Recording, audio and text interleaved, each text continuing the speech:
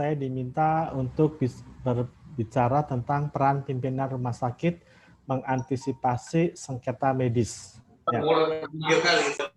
Seperti kita ketahui bahwa sengketa medis itu mungkin kalau yang pernah ikut di sesi-sesi yang lalu, bahwa sebetulnya sengketa medis itu adalah satu sengketa yang terjadi bukan hanya antara dokter dan pasien. Memang dokter dan pasien itu sengketanya paling banyak ya. Dokter dengan pasien, itu juga dokter dengan rumah sakit juga itu masuk sengketa medis. Dokter dengan nakes lain, dengan perawat misalnya, itu juga masuk ke dalam sengketa medis. Dokter dengan sesama dokter juga sengketa medis. Nah, jadi pengertian sengketa medis itu sebetulnya luas sekali ya. Nah, yang akan dibahas pada hari ini itu adalah sengketa medis antara dokter atau fasilitas pelayanan kesehatan, rumah sakit, entah itu klinik, puskesmas, dengan pasien ya. Nah, nanti pada tanggal berapa ya Pak Didi? 27 ya kalau nggak salah ya. Itu hari Kamis dokter tanggal hari Kamis. 28. Nah, itu kita akan berbicara juga ada sesi lanjutannya itu tentang MSBL ya, Medical Staff Bylaws. Nah, MSBL itu sebetulnya adalah satu upaya untuk menghindari sengketa medis antara dokter dengan fasilitas pelayanan kesehatan. Dalam hal ini adalah dengan rumah sakit ya. Jadi nanti kalau yang mau ikutan MSBL itu di hari Kamis. Yang sekarang ini kita berbicara secara global bahwa pemahaman antara sengketa medis antara pasien dengan rumah sakit. Nah, sebetulnya yang paling banyak itu adalah sengketa medis antara dokter dengan pasien. Ini yang paling banyak ya. Kalau kita lihat sekarang makin kemari ini tuntutan pasien terhadap dokter itu makin marak ya, makin banyak ya. Nah, mengapa? Karena adanya perbedaan persepsi dari masyarakat mengenai hasil pelayanan medis. Jadi seolah-olah kalau ke dokter itu ya harus sembuh gitulah ya, kira-kira seperti itu ya. Kalau misalnya kok sakitnya ringan, kok tiba-tiba meninggal, sakitnya ringan tapi berat. Nah itu persepsi masyarakat itu tidak sama dengan persepsi dalam dunia kedokteran. Sementara kalau dokter kan kita tahu atau tenaga kesehatan semua tahu bahwa obat yang sama untuk diberikan pada penyakit yang sama oleh dokter yang sama itu hasilnya bisa berbeda ya. Tapi masyarakat kadang-kadang tidak mengerti itu, tidak memahami. Kemudian juga yaitu kesenjangan antara harapan dengan kenyataan yang diterima. Kok kelihatannya penyakitnya ringan kok masa sih meninggal misalnya. Contohnya lah yang sekarang sedang terjadi saja lah ya pandemi ini ya. Sudah hasilnya mulanya positif COVID, kemudian sudah dirawat sekian hari, hasilnya sudah negatif. Kan asumsi masyarakat kalau dari tadinya positif menjadi negatif itu pasti perbaikan ya. Kok tiba-tiba beberapa hari kemudian meninggal? Nah, hal-hal yang seperti begini mereka mengharapkan kalau udah negatif mestinya cepat pulang, kok malah meninggal. Nah, hal-hal yang seperti demikian yang sering kali ada atau menjadi pemicu dari timbulnya persengketaan tersebut. Kemudian ada juga perubahan di dalam masyarakat ya. Sekarang contohnya saja kalau masa pandemi ini, Pak COVID ini kan mempunyai stigma yang negatif di masyarakat ya, sehingga masyarakat kekeh tetap tidak mau dianggap saudaranya itu COVID ya. Bahkan yang sering kita dengar rumah sakit mengcovidkan pasien dan sebagainya ya. Itu karena adanya perubahan stigma, perubahan pemahaman dalam masyarakat. Dan yang paling sering lagi adalah miskomunikasi antara pasien dengan dokter. Kadang-kadang dokter menjelaskan tapi mungkin tidak bisa diterima oleh pasiennya, Atau bahkan kadang-kadang memang banyak juga dokter yang tidak punya waktu untuk menjelaskan kondisi kesehatan pasien kepada pasiennya. Nah, ini sebentar, ini harus saya. Nah, sebetulnya dalam pelayanan kesehatan itu seperti kita beli lotre ya, beli lotre. Nah, itu ada risiko di situ dalam pelayanan itu ya. Ya, kalau kita beruntung ya berarti kita mendapatkan hadiah yang sangat besar. Ya, kalau kita beli lotre, sekarang saya nggak tahu di Indonesia masih ada nggak. Kalau zaman dulu kan ada tuh yang namanya SDSB gitu ya, beli 1.000 nanti dapatnya 100.000 misalnya. Jadi dia hanya membeli sedikit, membeli kecil, mengeluarkan uang sedikit, tapi mendapatkan hadiah yang sangat besar. Tapi di sisi lain juga adalah kita tidak beruntung. Toh belinya juga sedikit, belinya juga cuma Rp1.000 misalnya ya. Nah, itu yang namanya resiko ya, ketidakpastian. Jadi pelayanan kesehatan itu seperti kita beli lotre, penuh ketidakpastian. Yang tadi yang disebutkan, pasien COVID positif sudah dirawat menjadi negatif, oh kok tiba-tiba meninggal. Itu tidak ada kepastian ya. Walaupun sekecil apapun kerugian yang timbul dari ketidakpastian itu adalah satu resiko. Dan pelayanan kesehatan, dokter, perawat, tenaga kesehatan lainnya, itu semua bekerja dalam resiko. Tadi Pak Listia mengatakan pasien di Sinar X juga itu walaupun kecil dengan dosis yang berbeda pada orang yang berbeda itu sebetulnya adalah resiko di situ. Ya. Mengapa harus dituliskan dosisnya tadi kan ditanyakan. Dosisnya itu harusnya ditulis mengapa? Untuk supaya kita mengetahui bahwa memang sebetulnya kita ini sudah mencoba untuk memperhitungkan resiko yang akan terjadi dengan tindakan kita. Ya. Resiko itu tidak cukup informasi apa yang terjadi ya. Jadi ketidakpastian itu ada dua hal yang tadi. Bisa menguntungkan, kalau dia menguntungkan itu menjadi suatu peluang, tapi bisa merugikan. Nah, ini yang disebut sebagai resiko. Jadi dalam ketidakpastian itu ada dua hal yang mungkin terjadi. Bisa yang positif itu menguntungkan, tapi yang negatif adalah yang merugikan. Dan itu terjadi pada waktu yang bersamaan. Ya, pada waktu yang bersamaan. Sehingga kita tidak bisa memilih mau yang mana. Tetapi sebetulnya resiko itu bisa kecil, bisa diperhitungkan. Ketidakpastian itu sebetulnya bisa diminimalisasikan atau bisa diperhitungkan. Ya, nah, di dalam melakukan suatu aktivitas atau usaha, selalu kita akan menghadapi resiko. Orang jualan, resikonya apa? Ya, tidak laku berarti rugi, laku berarti untung. Itu kita tidak pernah tahu apakah jualan saya hari ini akan laku atau tidak, akan banyak pembeli atau tidak. Kita tidak pernah tahu. Ya. Itu selalu kita akan berhadapan dengan resiko. Ya, tingkat kerugian karena resiko tergantung penyebab dan efek pengaruhnya. Ini mau menunjukkan bahwa sebetulnya resiko itu bisa dihitung.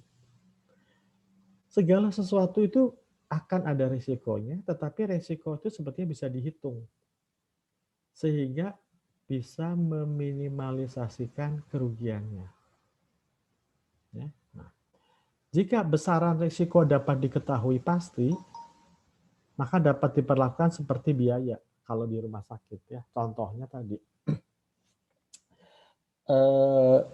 kita mau melakukan maintenance alat, maka berarti kita tahu setiap tahun itu berapa biaya yang harus saya keluarkan untuk maintenance. Nah, itu bisa dihitung sebagai biaya untuk dalam perhitungan tarif misalnya. Ya. Tetapi karena risiko itu sesuatu yang tidak pasti, maka itu sering menjadi masalah. Lalu apakah tadi kalibrasi itu merupakan satu resiko? Sebetulnya kalibrasi adalah satu resiko, tetapi resiko yang sudah diketahui pasti. Sehingga itu bisa dihitung sebagai biaya. Tapi walaupun sudah dikalibrasi, kalau tiba-tiba alatnya bocor dan sebagainya lah, itu mungkin saja itu bisa menjadi satu kerugian lain yang tidak bisa diperhitungkan. Ya. Contohnya adalah yang tadi, pasien sudah diperhitungkan nih, bahwa logikanya kalau sudah PCR-nya sudah negatif, ya pastinya perbaikan ya. Itu sudah bisa dihitung. Sekian hari isolasi, sekian hari dirawat, maka pada hari sekian harus dilakukan follow up PCR misalnya. Itu sudah bisa dihitung. Tetapi ternyata hasilnya berbeda, nah itu menjadi satu masalah. Nah, untuk mengurangi atau memperkecil resiko, itu adalah dengan melakukan satu pengendalian. Ya tadi contohnya. Kalau untuk mengurangi resiko terjadinya kerusakan pada alat MRI kita, alat CT scan kita, ya mungkin kita perlu kontrak maintenance. Ya. Itu adalah salah satu cara untuk mengendalikan kerugian atau memperkecil resiko yang terjadi. Jangan sampai baru pas banyak pasien, kebutuhan pasien tiba-tiba alatnya rusak. Sehingga itu bisa menimbulkan kerugian yang lebih besar. Nah, sejarah pengelolaan risiko. Jadi pada awalnya, pada zaman dahulu sekali ya, zaman pertama itu, masih pada zamannya Hammurabi, itu resiko itu hanya dilihat dari segi keamanan saja. Ya. Nah, keamanannya saja. Kemudian berkembang berikutnya menjadi suatu konsep jaminan mutu. Ya, konsep jaminan mutu. Nah, contohnya adalah tadi. Kalau mungkin zaman dahulu itu tidak perlu kalibrasi. Cukup alatnya berjalan. Makin kemari sudah mulai berpikir tentang jaminan mutu. Bagaimana nih yang mau diberikan, berapa besar dosis yang akan diberikan kepada pasien. Ini perkembangannya seperti demikian. Sudah mulai dipikirkan manajemen risiko pada zaman kedua, pada periode kedua ini adalah berpikir tentang jaminan mutu. Nah, sekarang kemari itu bukan hanya jaminan mutu saja, tetapi sudah mulai berpikir tentang keselamatan pasien. Ya, karena itu tadi presentasinya Palis itu mengatakan bahwa bagaimana proses kalibrasi itu yang pada akhirnya atau goal-nya itu sebetulnya adalah untuk patient safety, keselamatan pasien. Sekarang rumah sakit itu selalu harus akreditasi, standar akreditasi. Goal-nya apa sih? Kok harus semuanya diakreditasi? Goal-nya apa? Goal-nya sebenarnya adalah keselamatan pasien. Karena era sekarang adalah era bagaimana pasien itu selamat. Tetapi sebetulnya bukan hanya itu. Goal kedua dari sistem akreditasi adalah bukan hanya pasien yang selamat, tapi juga petugas kesehatan yang selamat.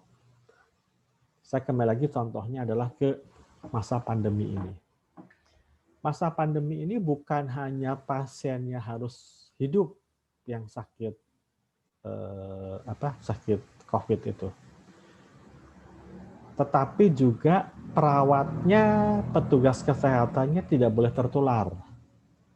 Nah, goal dalam pelayanan kesehatan itu goalnya hanya dua, ya, bagaimana pasien selamat, juga petugas kesehatan selamat. Nah, ini adalah tugas dari manajemen. Ya. Karena itu kenapa manajemen harus menyediakan APD yang lengkap, APD yang tepat, dan sebagainya. Tadi harus menyediakan biaya untuk kalibrasi, biaya untuk service maintenance. Nah, semuanya itu ini adalah pekerjaan manajemen. Supaya apa? Supaya pasiennya selamat, petugas kesehatannya juga selamat. Nah, perkembangan resiko itu ada bermacam-macam ya. Resiko operasional, resiko yang berhubungan dengan operasional perusahaan ya. Contohnya yang tadi kalibrasi itu adalah bagian daripada resiko operasional. Ya. Kemudian resiko strategik. Resiko disebabkan oleh kesalahan perencanaan strategik. Ini misalnya ini tugas manajemen nih. Ini sekarang sedang COVID. Bagaimana rumah sakit mengembangkan atau memberikan satu pelayanan yang menguntungkan. Kalau rumah sakit kan berpikirnya adalah profit. Ya, rumah sakit swasta ya saya katakan ya, profit berpikirnya. Bagaimana nih? Apakah ruangannya perlu dirubah dari ruang perawatan biasa menjadi ruang perawatan COVID misalnya? Ini adalah risiko strategik. Kemudian adalah risiko hazard. Ya. Risiko yang berhubungan dengan proses, aktivitas, atau pekerjaan yang bersifat kualitatif. Nah, ini juga termasuk seperti yang tadi. Kalibrasi ini masuk ke risiko hazard. Dan yang terakhir adalah risiko finansial. Risiko oleh kegiatan atau aktivitas yang berpengaruh pada keuangan. Ya tadi, kalau misalnya kita tidak pernah memperhitungkan biaya maintenance itu sebagai biaya operasional, maka pasti akan rumah sakitnya akan rugi. Ya.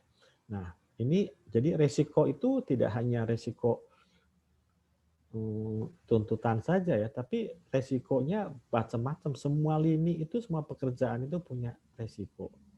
Jadi manajemen rumah sakit itu pasti selalu hidupnya sehari-hari bertemu atau berhubungan dengan resiko-resiko. Ya. Nah, sekarang manajemen resiko. Nah, kalau ada resiko, maka untuk menghindari atau memperkecil atau mengatasi resiko itu perlu suatu manajemen resiko. Itu yang disebut sebagai manajemen resiko. Ya. Jadi kalau kita berbicara tentang manajemen resiko itu pasti kita akan berbicara tentang hal yang paling mudah saja ya. Contohnya begini ya. Kalau cleaning service sedang ngepel lantainya, kemudian biasanya suka ada papan kecil ya, perhatian. Itu sebetulnya adalah sedang menjalankan manajemen risiko. Kasih tahu hati-hati ya, di situ tuh licin ya. Kenapa? Kalau nanti licin kemudian jatuh, itu risikonya akan lebih besar, tulang patah dan sebagainya. Jadi ya caranya gimana? Ditempel saja itu. Itu sudah menunjukkan bahwa kamu harus hati-hati loh lewat jalan sini. Itu adalah satu manajemen risiko. Itu adalah manajemen risiko yang paling sederhana sebetulnya. Dan selalu kita pasti karena seluruh kehidupan kita dipenuhi dengan risiko, kita keluar dari rumah naik motor ke kantor itu juga risiko ya. Risiko pertama adalah apakah motor kita bisa di starter atau tidak, akan nyala atau tidak. Itu resiko. Oke, sudah jalan. Kita di jalan bakalan apa yang akan terjadi? Takut saya jatuh, takut tertabrakan tuh pakai helm. Helm itu adalah, kita menggunakan helm itu adalah bagian daripada manajemen risiko. Sekarang zamannya COVID, kita pergi kemana-mana pakai masker. Itu adalah manajemen risiko sebetulnya. Nah, sekarang apakah cukup dengan masker bedah? Oh, tidak. Kalau saya mau ke tempat kerumunan orang banyak, misalnya, mungkin saya harus pakai KN95. Tapi kalau saya mau operasi, mungkin saya nggak bisa pakai KN95. Saya harus pakai masker N95. Nah, itu perhitungan risiko sebetulnya. Jadi manajemen risiko itu sudah ada. Sejak kita keluar dari, bahkan di dalam rumah pun sebetulnya sudah ada. Sudah kita memperhitungkan semua manajemen risiko itu sudah kita lakukan dalam kehidupan kita sehari-hari. Ya. Jadi kalau manajemen risiko yang sifatnya tradisional, itu fokusnya pada risiko yang penyebabnya adalah fisik.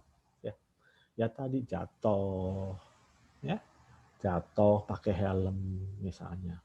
Itu sifatnya fisik semua. Nah, pelaksanaannya gimana? Ada melibatkan semua entitas manajemen risiko ya. Kalau di perusahaan itu manusianya, stafnya, organisasinya. Nah, sorry. Belum. Nah, jadi pendekatannya apa? Pendekatannya itu harus terstruktur. Ya. Harus mengelola ketidakpastian yang berkaitan dengan ancaman. Tadi contoh-contoh gampangnya saja lah tadi ya. Supaya pasien kita selamat, itu maka dosisnya harus diukur. Dosis radiologinya harus diukur. Nah, untuk bisa menjamin bahwa dosisnya itu keluar, maka harus dilakukan kalibrasi. Atau harus diukur, harus diperiksa setiap berkala lah tadi. Saya tidak tahu apakah setahun sekali atau berapa bulan sekali. Ya, nah itu adalah pendekatan struktur untuk mengantisipasi. Nah, apakah hanya pasiennya saja yang selamat? Tidak juga kan? Karena misalnya kalau kebocoran itu terjadi di radiologi, pastinya juga petugas radiolognya yang ada di situ, radiografernya, itu juga pasti akan kena radiasi. Ya. Jadi manajemen risiko itu adalah suatu rangkaian aktivitas manusia yang pertama kita harus bisa dulu menilai risikonya seperti apa. Apa sih yang mungkin terjadi dengan kejadian atau aktivitas kita itu. Tadi contohnya radiologi. Apa sih kemungkinan risiko yang terjadi yang dinilai? Ya itu misalnya kebocoran, radiasi. Nah, dinilai. Kemudian adalah bagaimana strategi atau caranya untuk mengelolanya. Lalu bagaimana melakukan mitigasi risikonya. Ya. Tujuannya apa? Supaya risiko itu tidak terjadi atau risiko itu minimal. Kalaupun sampai harus terjadi itu minimal. Contohnya sekarang masa pandemi ini, saya ini petugas kesehatan yang mau tidak mau saya harus bekerja atau berhadapan dengan orang sakit. Orang sakit itu kita tidak pernah tahu apakah dia sakit COVID atau tidak. Ya, karena sekarang COVID itu kan ada OTG dan sebagainya. Nah, bagaimana menilainya? Kita harus menilai bahwa anggapan bahwa semua orang yang berhadapan, saya berhadapan dengan semua orang yang sebetulnya adalah COVID. Nah, itu adalah penilaian kita. Lalu bagaimana strateginya? Strateginya ya saya pakai masker. Strateginya saya jaga jarak. Strateginya saya tidak kumpul-kumpul. Seperti itu. Ya. Lalu bagaimana melakukan mitigasi risiko? Menggunakan pemberdayaan, mengelola segala sumber yang ada. Ya tadi misalnya kita harus pasang misalnya hand sanitizer di depan pintu rumah sebelum masuk, itu kira-kira seperti itu contohnya. Berarti kita sudah menjalankan manajemen risiko. Nah, jadi manajemen risiko itu adalah satu elemen yang penting untuk satu perusahaan karena setiap hal yang kita kerjakan itu pasti mengandung risiko. Ya, contohnya sekarang gini, mau divaksin atau enggak sih?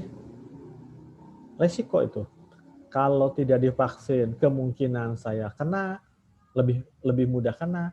Tapi kalau divaksin saya takut, vaksinnya belum jelas misalnya. Itu segala sesuatu itu pasti ada risikonya. Plus minusnya itu pasti ada.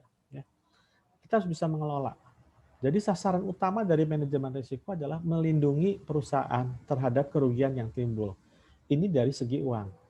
Tapi dari secara operasional, sasaran utama dari manajemen risiko di rumah sakit adalah sebetulnya dua yang tadi saya katakan. Menjamin keselamatan pasien dan yang kedua adalah menjamin keselamatan petugas. Petugasnya apa? Petugas kesehatan, petugas rumah sakit. Ya. Manajemen risiko memberikan informasi mendasar mengenai konsep manajemen risiko serta perlunya penerapan di perusahaan. Artinya apa? Kita tuh jangan ngewang-ngewang. Artinya ngewang-ngewang itu gini, oh iya ya, saya harus, direktur rumah sakit harus menyediakan APD. Oke, APD disediakan. Tetapi ternyata misalnya, ini contohnya ya, APD yang disediakan itu kualitasnya kurang. Atau sudah disediakan dengan kualitas yang sesuai dengan peruntukannya.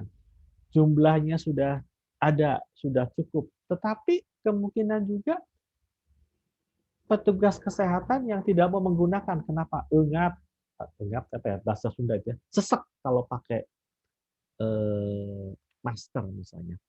Panas kalau pakai hazmat. Nah, itu jadi kita harus selalu memonitor bagaimana penerapan manajemen risiko itu di suatu perusahaan. Kalau kita lah di bagian kecil kita lah, kita kerja di mana? Kita kerja di bagian radiologi ya radiologi sajalah. Kita kerja di laboratorium. Kita kerja di bagian apa? Pendaftaran pasien misalnya. Ya di bagian kita saja dulu. Ya. Jadi lakukanlah hal-hal yang kecil tapi untuk mencapai tujuan di diri kita masing-masing. Nah, apa sih sasaran utamanya? Sasaran utama dari manajemen risiko adalah untuk mengurangi risiko yang berbeda-beda yang berkaitan dengan bidang yang tadi eh, kita geluti atau kita kerjakan sehari-hari. Ya, ancamannya macam-macam. Ancaman teknologi, ancaman manusia, ancaman organisasi, ancaman politik, ya macam-macam. Nah, pada kesempatan ini kalau kita rumah sakit, pelayanan fasilitas kesehatan, maka yang sasaran utama adalah yang harus kita hindari adalah justru kerugian atau ancaman terhadap manusia, pasien khususnya, keluarga pasiennya. Terhadap teknologi ya tadi lakukan kalibrasi. Kalau tidak apa kebocoran, nanti bisa timbul radiasi di mana-mana. Ya. Nah ini yang harus kita pikirkan.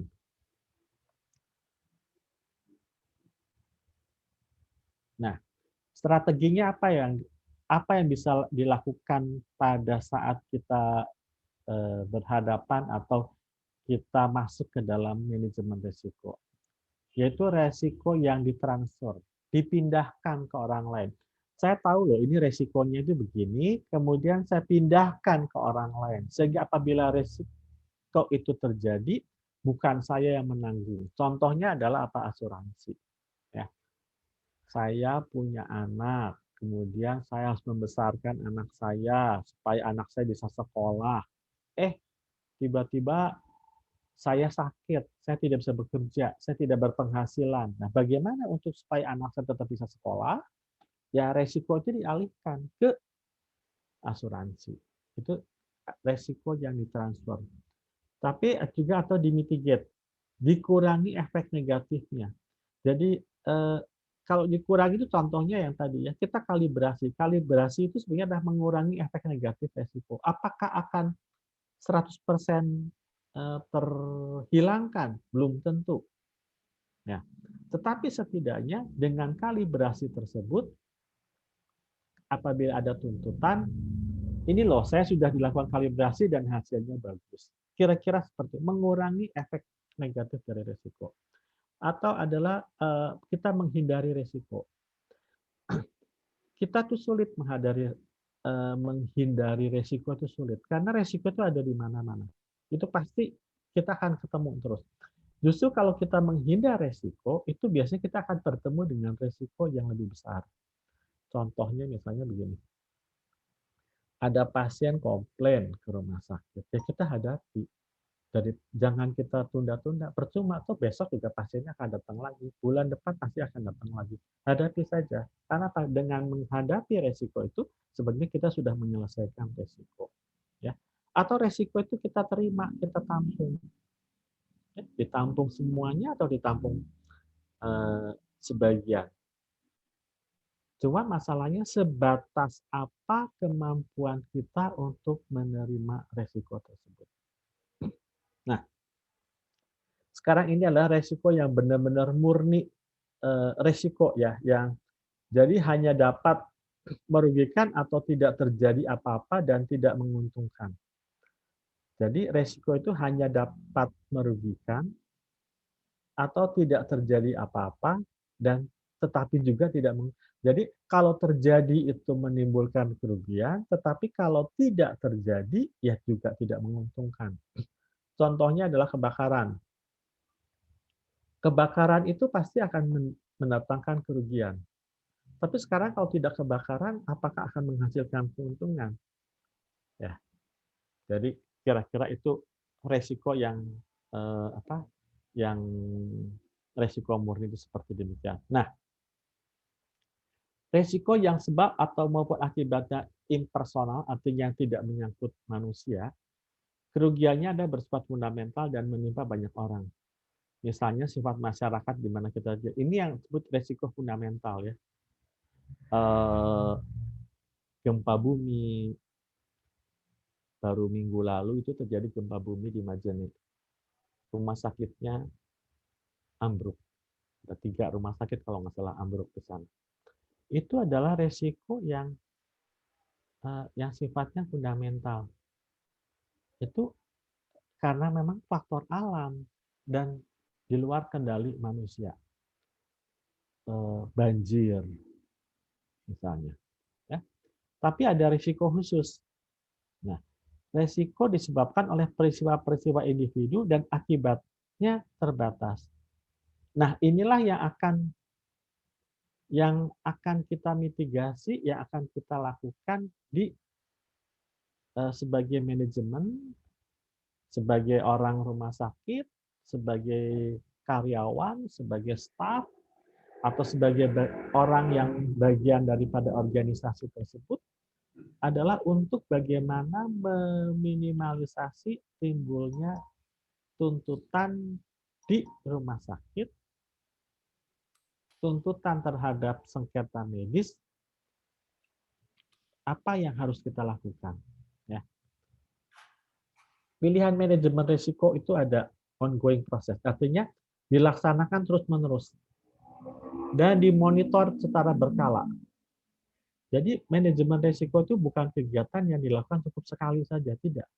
Tetapi manajemen risiko itu dilakukan terus berkala. Contohnya tadi, kalibrasi itu dilakukan berkala berapa bulan?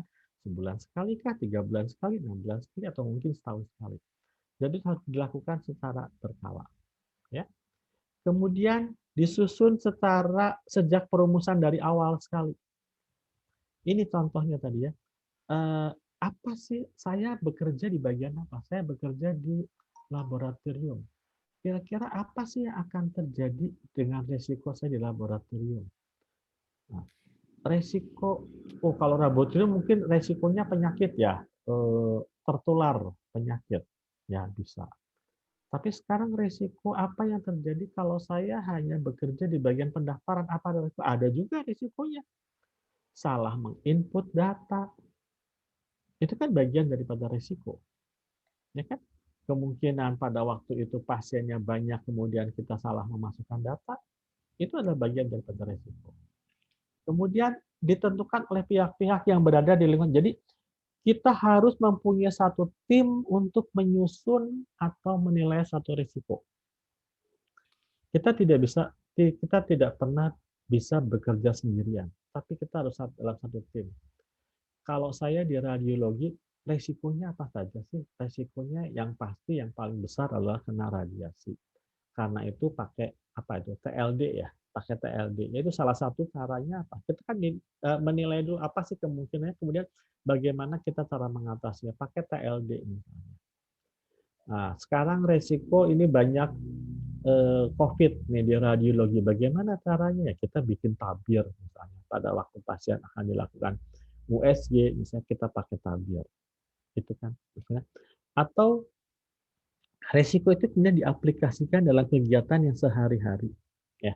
Jadi kalau kita sudah mempunyai satu mitigasi resiko, kita sudah punya apa yang mau kita lakukan, yaitu kita kerjakan. Jangan hanya contohnya misalnya, oh resiko timbulnya tertular COVID-19 karena itu saya harus menggunakan hazmat, menggunakan APD. Level 3 misalnya. Tapi ternyata level 3-nya ya karena panas kemudian tidak dipakai atau hanya dipakai sebagian. Nah, itu bukan bagian daripada manajemen risiko. Kemudian yang selanjutnya adalah dirancang untuk mengidentifikasi kejadian secara potensial menyebabkan gangguan tersebut. Ya, kita monitor, evaluasi. Oh, ternyata eh, dengan menggunakan masker seperti begini masih banyak yang tertular misalnya. Itu ada satu evaluasi. Mulai kan contohnya dulu itu kan Menteri Kesehatan yang lama itu Dr. Terawan itu kan mengatakan bahwa masker hanya digunakan oleh orang sakit, tidak oleh orang sehat. Nah, sekarang masker dipakai oleh semua orang, baik sakit maupun sehat. Mengapa? Karena memang ternyata harus dievaluasi. Setiap saat harus dievaluasi. Dulu katanya Pak orang itu harus lewat apa ya, disemprot ya pakai desinfektan. Ternyata sekarang ketahuan bahwa desinfektan itu bisa mengiritasi kulit kita. Nah, itu perkembangan. Artinya harus selalu diidentifikasi potensial kemungkinan timbulnya resiko ikutan. Manajemen risiko diharapkan dapat menjadi pedoman bagi organisasi. Ini harus dikerjakan.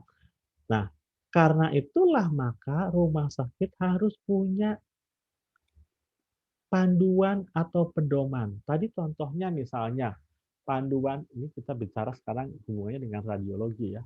Maka kita harus punya panduan bahwa misalnya tadi ya di radiografi bahwa alat radiologi saya ini mereknya ini buatan sekian tahun sekian tadi disebutkan karena itu berpengaruh tahun lama dan tahun baru ya, maka harus dilakukan maintenance-nya misalnya. Oh, karena alatnya lama maintenance-nya lebih sering dibandingkan dengan alat yang baru. Jadi yang merek A itu harus 3 bulan sekali, tapi yang alat baru boleh setahun sekali. Itu asal ada pedomannya. Kemudian berapa radiasi yang dikeluarkan oleh alat A. Kalau kita punya beberapa macam alat ya. Oh tadi alat lama katanya, mungkin radiasinya keluarnya mungkin ya saya nggak tahu ya lebih besar, tapi tidak boleh melampaui batas maksimal sekian. Demikian pula dengan alat yang baru ini, harus dosis maksimalnya sekian. Ini semua harus tertulis di dalam satu pedoman. Mengapa? Ini adalah peran daripada manajer untuk menghindari sengketa. Jadi apabila misalnya nanti ternyata, tadi kan dikatakan bahwa di dalam expertise itu nanti akan muncul bahwa saya pada hari ini di sinar di rumah sakit X itu dengan menggunakan dosis radiasi SXY misalnya. Nah, apakah di rumah sakit lain juga sama? Mungkin bisa sama, mungkin berbeda. Tadi katakan tergantung alatnya, tergantung tahunnya, dan sebagainya. Tetapi setidaknya dengan patokan, dengan kita memiliki itu semua, maka resiko itu kita sudah menjalankan manajemen risiko. Artinya pada saat pasien komplain, kita sudah bisa mengatakan bahwa ini standar yang kami pakai. Sehingga ya kalau dalam standar ini kan berarti kan kita tidak bersalah. Contohnya lagi misalnya tadi saya mengambil contoh pasien di COVID kan. Nah, standar COVID itu apa? Standar positif itu apa? Standarnya adalah PCR diperiksa. Artinya apa? Begitu pasien masuk ke rumah sakit, pasien dirawat, ya berarti kita sudah punya standarnya dulu. Oh ini eh, pemeriksaan PCR misalnya 2 kali, 2 hari berturut-turut. Apabila hasilnya positif, ya berarti dia positif. Apa hasilnya negatif? Nah, itu dipikir lagi. Oh, hasilnya negatif tapi klinisnya positif. Mungkin harus diulang misalnya berapa hari kemudian. Itu semua ada SOP-nya, standarnya itu ada semua. Nah, kita harus manajemen risiko itu seperti demikian. Kita masuk ke setiap bagian yang terkecil. Sehingga apabila ada keluarga pasien yang mengatakan bahwa rumah sakit non-COVID kan kita punya data ini loh, datanya seperti ini. Ya, resiko yang dikelola dengan tepat dan dengan wajar itu pasti akan menyediakan jaminan. Jaminan apa? Jaminan mutu. Jaminan mutu berarti apa? Keselamatan pasien dan juga keselamatan petugas kesehatan. Jadi apabila kita bisa mengelola manajemen risiko, maka kita sudah mendapatkan goal 2 hal yang paling penting, yaitu keselamatan pasien dan keselamatan petugas. Nah, bagaimana dengan tuntutan tuntutan sengketa medis? Itu lain ceritanya. Tapi setidaknya kita sudah punya sesuatu alat atau sesuatu penangkar apabila terjadi sengketa medis. Ya. Ada resiko spekulatif. Ya. Keadaan yang dihadapi perusahaan yang dapat memberikan keuntungan dan juga dapat memberikan kerugian. Ini gambling, ya. Itu resiko spekulatif. Itu sama dengan kita beli lotre tadi, ya. Beli lotre ya hanya ada 2 pilihannya, untung atau rugi. Ya. Dan di dalam bisnis itu selalu resiko spekulatif ini terjadi. Saya tidak tahu apakah kalau saya sekarang menambah fasilitas pemeriksaan swab antigen itu akan laku atau tidak. Oh, sekarang sedang musimnya tes pemeriksaan tes antigen. Pasti laku, belum tentu. Karena ternyata apa? Muncul itu yang dari Gajah Mada, Genos, yang harganya lebih murah dan sekarang akan dipakai. Nah, ya. Jadi itu resiko bisnis. Resiko yang sifatnya spekulatif. Seseorang menginvestasikan dananya untuk suatu tempat yang ada, ya ini, saya taruh di bank, apakah banknya akan terjamin tidak bangkrut dan sebagainya. Saya tadi untuk mengalihkan resiko supaya anak saya tetap bisa sekolah kalau saya terjadi sesuatu, saya masukkan asuransi. Tapi apakah asuransi itu cukup kuat supaya bisa mengcover pada waktu saya sakit misalnya? Itu semuanya pasti ada untung dan ada ruginya. Ya. Nah, apa yang unsur-unsur apa yang terjadi dalam sengketa medis? Unsur resiko yang mungkin terjadi pada sengketa medis. Jadi tadi saya katakan sengketa medis itu bisa antara dokter dengan pasien, dokter dengan rumah sakit, dokter dengan perawat, perawat dengan perawat, perawat dengan pasien, perawat dengan manajemen rumah sakit dan sebagainya. Jadi semua yang berhubungan itu masuk dalam sengketa medis. Nah, sekarang apa sih yang unsur apa saja sih yang mungkin terjadi? Kemungkinan terjadi ya tadi oleh tenaga medis, oleh manajemen dan oleh staf lainnya. Ya. Unsur resiko sengketa medis itu ya tenaga medis mungkin lebih lengkap kalau disebut tenaga kesehatan ya. Jadi itu ada dokter, ada perawat, ada apoteker dan sebagainya. Oleh manajemen dan oleh staf lainnya. Ini bisa terjadi. Apakah eh, orang staf keuangan itu menjadi unsur dari resiko sengketa medis? Sangat mungkin. Contohnya apa? Pernah ada satu rumah sakit digugat sampai ke pengadilan itu hanya karena dia mengklaimkan apa namanya transfusi darah yang berlebihan. Jadi misalnya nih di transfusi itu 10 labu misalnya, tapi ternyata diklaimkannya itu 20 labu. Kenapa? Karena ternyata dia sudah dapat dari PMI-nya itu 20 labu, jadi 10 labunya nggak bisa dibalikin. Nah, itu kan eh, siapa yang melakukannya? Itu kan orang bagian billing, bagian keuangan. Ternyata mereka juga bisa timbul sengketa medis. Ya. Kemungkinan yang terjadi harus bisa diukur tadi, kemungkinannya atau probabilitasnya. Nih, kalau saya merawat pasien COVID, itu lebih resiko mana sih daripada saya merawat pasien jantung misalnya? Mana yang lebih beresiko saya mengerjakan CT scan atau mengerjakan MRI? Mana yang lebih beresiko saya mengerjakan swab antigen atau swab PCR? Kira-kira seperti itu. Jadi harus bisa diukur. Nah, kemudian dampaknya itu apa yang terjadi? Dampak itu ada dampak yang bisa diperkirakan dan ada dampak yang tidak bisa diperkirakan. Kita tuh udah hati-hati benar. Ternyata tetap aja masih ada celah untuk kesalahan. Saya tuh udah ngoperasi, udah hati-hati, operasi udah bagus. Ternyata apa? Ada benang yang jebol misalnya. Ya, jadi itu sangat mungkin semua terjadi. Nah, lalu sekarang apa hubungannya peranan manajemen terhadap kegiatan dalam menghadapi atau mengurangi risiko timbulnya sengketa medis. Yang pertama harus ada kebijakan direksi. Tadi contohnya ya, kebijakan direksinya apa? Kebijakan direksi tentang pedoman kalibrasi alat-alat di radiologi misalnya. Yang tadi saya katakan, alat kita punya berapa, ada dari radiologi konvensional, CT scan, USG, MRI, dan sebagainya. Kemudian kita lihat, ternyata ada 10 alat dengan merek yang berbeda, dengan tahun pembelian yang berbeda, dengan model yang berbeda, spek yang berbeda. Itu tidak bisa kita samaratakan. Misalnya, kalau begitu, udahlah kalibrasinya setahun sekali.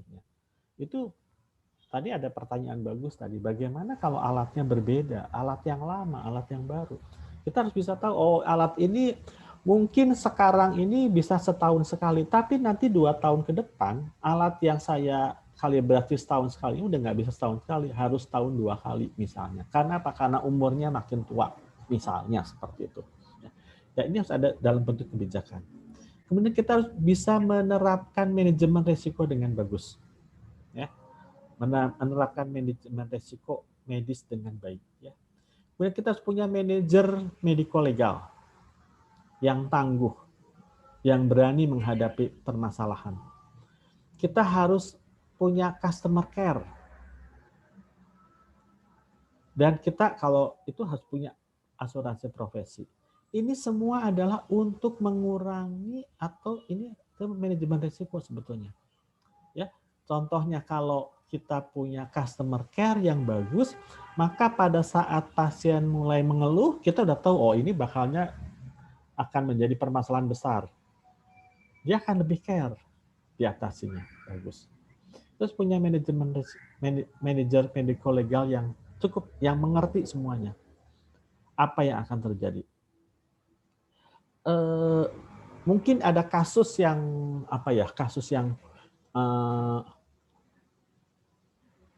di rumah sakit pada zaman pandemi ini. Ini ada kejadian kurang lebih sekitar 3 sebelum terjadinya revisi kelima. Jadi mungkin sekitar pada bulan Agustus September lah dulu ya. Pada waktu penanganan COVID ini belum terlalu bagus itu. Itu pernah ada satu kejadian pasien itu dia dirawat, PCR-nya 2 minggu kemudian diperiksa positif, masih positif. Diperpanjang 2 minggu masih positif, sampai 3 bulan positif. Anda bisa bayangkan, udah nggak ada gejala tapi dia masih positif terus, kemudian dia kesel, akhirnya dia mencoba melakukan bunuh diri. Ya, nggak aneh ya, orang pasti depresi lah ya, diisolasi sendirian di kamar ruang perawatan, sementara dia merasa sudah sehat, nggak panas, nggak ada gejala apa-apa, hanya tinggal nunggu hasil PCR aja, nggak pernah negatif positif terus. Nah, kemudian melakukan usaha bunuh diri di rumah sakit tersebut. Nah, apakah itu berarti sampai di situ? Berbeda hanya kalau misalnya orang Anda ketemu ada orang bunuh diri di hotel misalnya ya. Sama-sama stres lah ya, contohnya sama-sama stres kemudian bunuh diri. Di rumah sakit juga stres bunuh diri, di hotel juga stres bunuh diri. Tapi itu berbeda. Polisi itu akan melihatnya berbeda. Orang yang bunuh diri di hotel dengan bunuh diri di rumah dengan bunuh diri di rumah sakit itu akan berbeda. Mengapa? Karena rumah sakit itu pastinya ada perawatan. Nah, sehingga bisa dipersalahkan tidak? Bisa. Tetapi kalau sekarang orang bunuh diri di hotel, manajer hotelnya itu bisa lepas tangan, ya kan? Oh. Tetapi kalau orang terjadi bunuh diri karena stres di rumah sakit, itu manajemen rumah sakit itu bisa dipersalahkan. Nah, itu hal-hal seperti ini yang harus kita hindari. Ya. Nah, inilah disinilah perannya pentingnya seorang manajemen rumah sakit, seorang manajer rumah sakit, bagaimana cara dia membuat rumah sakitnya itu supaya bisa terhindar dari sengketa medis. Kalaupun saya tidak yakin ya rumah sakit itu tidak ada komplain, itu nggak yakin. Zero komplain rumah sakit itu tidak mungkin. Setiap hari pasti rumah sakit pasti ada komplainnya, walaupun komplainnya kecil-kecilan lah, WC-nya bau, itu kan komplain namanya kan, ya kan? Itu kan manajemen resikonya apa ya? WC-nya harus sering dibersihkan. Itu kan manajemen resiko itu kan ya sebetulnya. Dulu pernah ada kalau pasien di rumah sakit itu pakai tisu ya, habis cuci tangan pakai tisu, kemudian tisunya itu bertumpuk, jadi sampai keluar tempat sampah. Lalu sekarang bagaimana mengatasi itu? Manajemen risikonya apa? Sekarang sudah tidak pakai tisu, tisunya diganti pakai pengering. Nah, kan nggak akan ada sampah lagi. Itu salah satu manajemen risiko seperti itu. Ya. Nah, jadi tidak mungkin satu rumah sakit itu tidak ada komplain atau zero komplain itu tidak mungkin. Tetapi bagaimana kita mencoba mengantisipasi supaya tidak timbul komplain yang besar, tidak timbul komplain yang menjadi satu sengketa medis yang harus sampai ke pengadilan. Contohnya apa? Yaitu kita harus bisa memanage setiap resiko yang akan terjadi dan yang sudah kita pertimbangkan apa yang akan terjadi dengan sebaik-baiknya. Caranya apa? Ya kita kembali tadi. Mitigasi resiko, penilaian resiko, kemudian bagaimana kita mencari jalan keluar resiko. Nah, minimal seperti itu. Tadi yang itu ada customer care, peranan customer care sangat penting. Peranan manajemen risiko sangat penting. Penanganan dari seorang manajer medical itu sangat penting. Dan jangan lupa yang penting adalah ini semua tidak akan bisa bekerja dengan baik kalau kita tidak punya kebijakan direksi. Ya, tadi contohnya misalnya tadi contoh paling simpel saja ya, bahwa alat ini harus dikalibrasi sekian lama, berapa bulan sekali, 3 bulan sekali, yang ini 6 bulan sekali. Itu dengan itu semua sudah ada saja, kemudian dilakukan, maka itu pasti akan aman. Nah, bagaimana mengantisipasinya? Ya tadi, kebijakan pimpinan harus dibuat dan dikerjakan. Hospital bellows, MSBL, Medical Staff Bellows, NSBL itu Nursing Staff Bellows ya. Kemudian kita harus buat white paper, panduan, pedoman, SPO semua ya. Nah, ini kita kerjakan. Ini adalah levelnya level pimpinan. Dikerjakan dan dibuat dan dikerjakan. Kemudian lalu implementasi. Nah, implementasinya siapa? Oleh staff. Ya, harus dilakukan secara konsisten. Dengan monitoring pelaksanaannya, dievaluasi terus setiap saat. Ini penting. Nah, ini slide terakhir kelihatannya. Nah, minggu depan, bukan minggu depan, hari Kamis kita akan berbicara tentang medical staff bellows. Jadi MSBL ini adalah salah satu cara, salah satu upaya untuk menghindari timbulnya sengketa medis. Jadi buat teman-teman yang masih mau ikutan nanti hari Kamis, bagaimana MSBL itu dibuat, kira-kira intinya apa saja harus dibuat di situ. Karena MSBL itu sangat berhubungan dengan status rumah sakit kita nih. Rumah sakit kita ini apa? Rumah sakit umum, rumah sakit khusus berbeda.